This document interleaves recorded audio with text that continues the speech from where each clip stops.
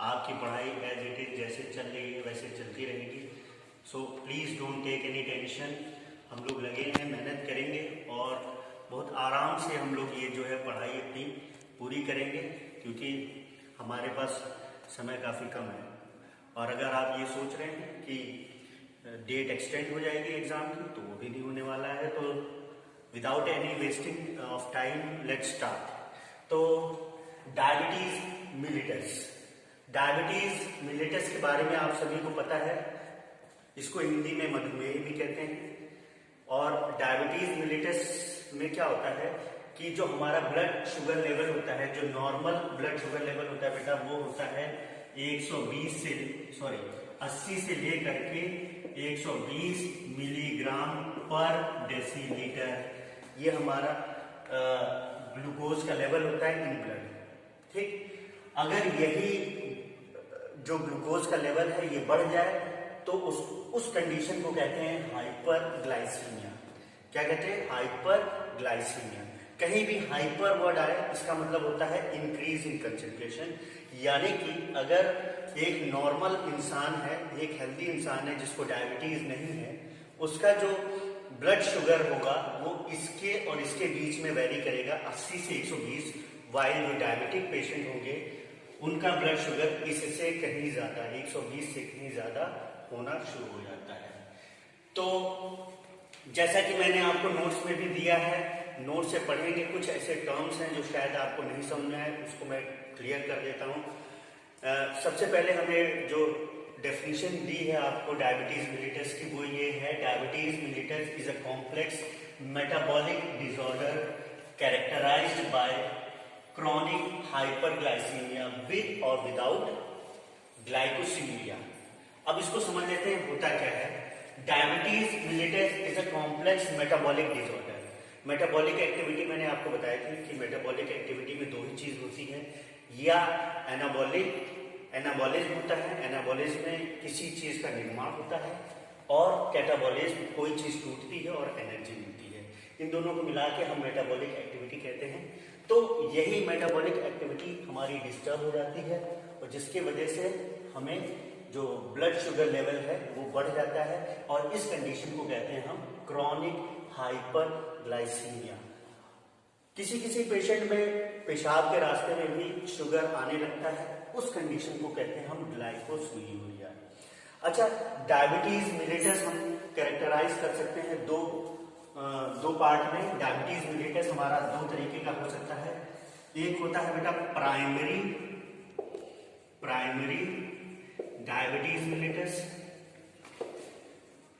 मिलिटस, और एक होता है आपका सेकेंडरी डायबिटीज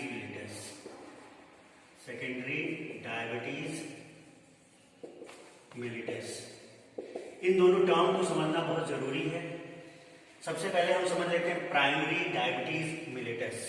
अच्छा, इससे पहले हम आपको ये चीज बताना चाहते हैं कि अभी तक जितनी भी आपको मेटाबॉलिक साइकिल मैंने बताई थी वो किससे रिलेटेड था? वो सारे बेस्ड थे एंजाइम बेस्ड। वो सारे कौन गवर्न कर रहे थे? एंजाइम गवर्न कर रहे थे। लेकिन आज हम सीखेंगे ये पूरी की पूरी साइकिल हमारे अंदर जो हॉर्मोन्स है वो कैसे गवर्न करेंगे। तो हमारे अंदर जो शुगर को कंट्रोल करता है हार्मोन है, बहुत इंपॉर्टेंट हार्मोन है बेटा, उसको कहते हैं इंसुलिन। क्या कहते हैं? इंसुलिन। ठीक, इंसुलिन क्या करेगा? इंसुलिन हमारे ब्लड शुगर लेवल को कम करेगा। कैसे कम करेगा? इंसुलिन क्या करेगा? जो ग्लूकोज है उसको ग्लाइकोजन में कन्वर्ट करने की में मदद करेगा। ग्लूकोज से ग्लाइकोजन में मदद करेगा ये बनाने में। ठीक है, और आपको पता है कि ग्लूकोज से ग्लाइकोजन ग्लूकोज से ग्लाइकोजन कैसे बना सकते हैं? जैसे कि ग्लाइकोलिसिस में मैंने आपको बताया था, ठीक वैसे ही इसमें क्या है, ये क्या करेगा? इंसुलिन मदद करेगा ग्लूकोज से ग्लाइकोजन बनाने में। तो क्या होता है प्राइमरी डायबिटीज मिलिटस में? होता क्या है प्राइमरी डायबिटीज मिलिटस में? जो इसका सेक्रीशन होता है वो या तो कम हो जाता है, इनिबिट हो जाता है, कम हो जाता है। इंसुलिन का सेक्रीशन क्या होता है? कम होता है, जिसकी वजह से ग्लूकोज का लेवल बढ़ जाता है। क्यों बढ़ जाएगा? क्योंकि ग्लूकोज जो है आपका ग्लाइकोजन कन्वर्ट नहीं, जो एक्स्ट्रा ग्लूकोज है हमारे ब्लड के अंदर वो ग्लाइकोजन में कन्वर्ट नहीं हो पा रहा है। इसी वजह से क्या होता है, हमारा ब्लड शुगर लेवल बढ़ जाता है। ये तो होता है प्राइमरी, जो कि नॉर्मल सर्कमस्टेंसेस में होता है, प्राइमरी डायबिटीज मिलिटस इसको हम कहते हैं। दूसरा आता है सेकेंडरी डायबिटीज मिलिटस। ये मान लीजिए आपके अंदर जेनेटिक डिसऑर्डर हो या कोई ड्रग की टॉक्सिसिटी हो जाए या मेटल की टॉक्सिसिटी हो जाए, इन सभी कारणों की वजह से अगर आपका ब्लड शुगर लेवल बढ़ गया है तो वो आता है बेटा सेकेंडरी डायबिटीज मिलिटस कैटेगरी में। ठीक सर, तो इससे पहले हम जान लें कि डायबिटीज मिलिटस में हम कौन कौन से ऑर्गन इफेक्ट होते हैं। जो सबसे ज्यादा इफेक्ट होता है वो ऑर्गन है किडनी। आपका किडनी इफेक्ट होता है डायबिटीज से, और नर्वस सिस्टम इफेक्ट होता है, नर्वस सिस्टम इफेक्ट होता है, सिस्टम, ब्लड वेसल्स आपके इफेक्ट होते हैं, आईज आपकी इफेक्ट होती है।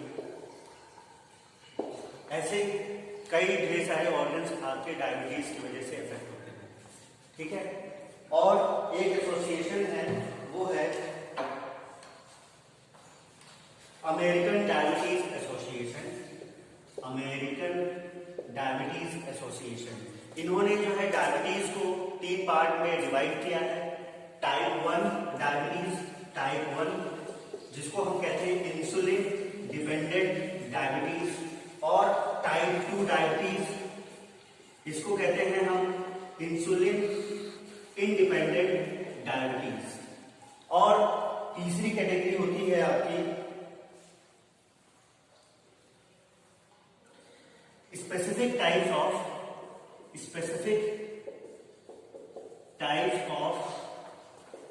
diabetes। Specific types of diabetes, पहले हम समझ लेते हैं टाइप 1 डायबिटीज क्या होते हैं। ये होती है इंसुलिन डिपेंडेंट डायबिटीज। ये पूरी तरीके से इंसुलिन पे डिपेंड होती है। अगर इंसुलिन का सेक्रेशन आपका कम है या नहीं हो रहा है, जिसकी वजह से डायबिटीज हो रही है, इसको कहते हैं इंसुलिन डिपेंडेंट डायबिटीज। और इंसुलिन इंडिपेंडेंट डायबिटीज वो होती है जो कि इंसुलिन के सेक्रेशन पे डिपेंड नहीं करती है। तीसरी जो कैटेगरी है वो है स्पेसिफिक टाइप ऑफ डायबिटीज, जो कि आपका हो सकता है कि ये जो है आपकी टॉक्सिसिटी की वजह से हो, मेटल टॉक्सिसिटी की वजह से हो, या ड्रग की टॉक्सिसिटी की वजह से हो, या फिर जो है किसी जेनेटिक डिसऑर्डर की वजह से हो। ठीक, अब हम सीख लेंगे कि डायबिटीज को जो शुगर लेवल है इसको कौन कौन से हार्मोन्स कंट्रोल करते हैं।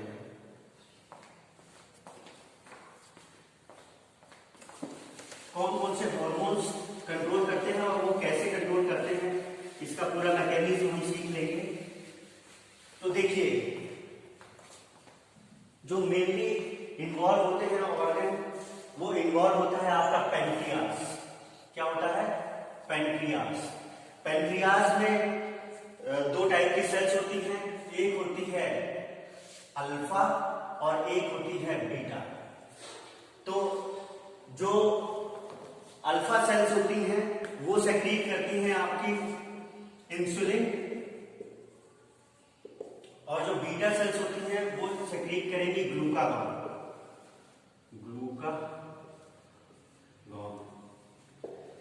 Insulin islets of Langerhans, alpha cells जो आइलेट्स ऑफ लैंगरहैंस होती हैं, अल्फा आइलेट्स ऑफ लैंगरहैंस वो सेक्रीट करेंगे इंसुलिन, और जो बीटा होंगी वो सेक्रीट करेंगी ग्लूकागॉन। यही 2 मेन हार्मोन्स हैं जो कि रेगुलेट करते हैं ब्लड शुगर लेवल को। ठीक है, तीसरा आपका जो एड्रिनल कॉर्टेक्स जो सेक्रीट करता है हार्मोन, उसको कहते हैं नॉरएपिनेफ्रिन। कहते हैं नॉरएपिनेफ्रिन। अच्छा, ये एड्रिनल कॉर्टेक्स होता कहाँ है? एड्रिनल कॉर्टेक्स किडनी के जस्ट ऊपर होता है। जैसे मान लीजिए ये आपकी किडनी है, ये आपकी किडनी है, ठीक, ये आपकी किडनी है। किडनी के जस्ट यहां पर आपका एड्रिनल कॉर्टेक्स होता है। और ये क्या सेक्रेट करेगा, ये जो हार्मोन सेक्रेट करेगा नॉरएपिनेफ्रिन, जिसको हम एड्रेनालिन के नाम से जानते हैं। ये हार्मोन्स हमारा फाइट और फ्लाइट बेस्ड होता है। मतलब एक एडवर्स कंडीशन में, जैसे कि आपके सामने अगर शेर आ गया, उस कंडीशन में जो हार्मोन सेक्रेट होता है वो नॉरएपिनेफ्रिन है। तो हम सीखेंगे ये भी कैसे हमारे ग्लूकोज लेवल को अफेक्ट करती है। ठीक, ये है आपका पेनक्रियास, जो कि सेक्रेट करता है दो हार्मोन्स, एक सेक्रेट करेगा इंसुलिन और एक सेक्रेट करेगा ग्लूकागॉन। इंसुलिन, आप सभी को पता है कि इंसुलिन क्या करता है, ब्लड ग्लूकोज लेवल कम करता है। तो हम नेक्स्ट ऑर्गन पे आ जाते हैं। नेक्स्ट ऑर्गन है हमारा लीवर। ठीक, लीवर में क्या होता है आपको पता है, लीवर में जो है ग्लाइकोलिसिस भी होती है और ग्लाइकोजिनोलिसिस भी होती है, ग्लाइकोजेनेसिस भी होती है। ग्लाइकोजेनेसिस, जैसे ग्लाइकोजेनेसिस क्या होती है, ग्लूकोज से ग्लाइकोजन का बनना। ठीक, ये ग्लाइकोजन है। ठीक, ग्लाइकोजन हमारा ग्लूकोज, ये ग्लूकोज है। ठीक, तो जो इंसुलिन है वो क्या करेगा, ग्लूकोज के किस में कन्वर्ट करने की एक्टिविटी बढ़ाएगा, ग्लाइकोजन में कन्वर्ट करने की एक्टिविटी को ये बढ़ा देगा। तो इंसुलिन क्या कर रहा है, ग्लूकोज को ग्लाइकोजन में कन्वर्ट कर दे रहा है। ठीक, यही ग्लूकागॉन क्या करेगा, ग्लूकागॉन ग्लाइकोजन को ग्लूकोज में कन्वर्ट करने की एक्टिविटी बढ़ा देगा। ठीक उल्टा, इंसुलिन के ठीक उल्टा काम करता है ग्लूकागॉन। ये क्या करेगा, ग्लूकागॉन क्या करेगा, ग्लूकागॉन ब्लड शुगर लेवल बढ़ा देगा और इंसुलिन क्या करेगा, घटा देगा। कैसे, ग्लूकोज को ग्लाइकोजन में कन्वर्ट करने के बाद। नॉरएपिनेफ्रिन भी क्या करेगा, ये भी ग्लूकागॉन की तरह काम करेगा और ये क्या करेगा, ग्लाइकोजन को ग्लूकोज में कन्वर्ट करेगा और इस चीज को, इस एक्टिविटी को बढ़ा देगा, यानी ब्लड शुगर लेवल बढ़ा देगा। अभी तक ये सारी एक्टिविटी कहां हो रही है, ये हो रही है लीवर में। ठीक, और ये ग्लूकोज कहां आ जाता है, सीधे आपके ब्लड स्ट्रीम में आ जाएगा।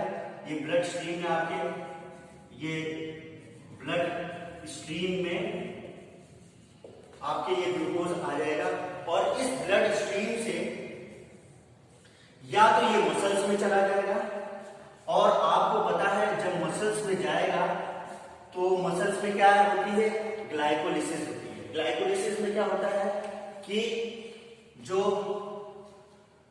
ग्लाइकोलिसिस में जो ग्लूकोज है, ये जो ग्लूकोज है वो कन्वर्ट होता है आपका पायरुविक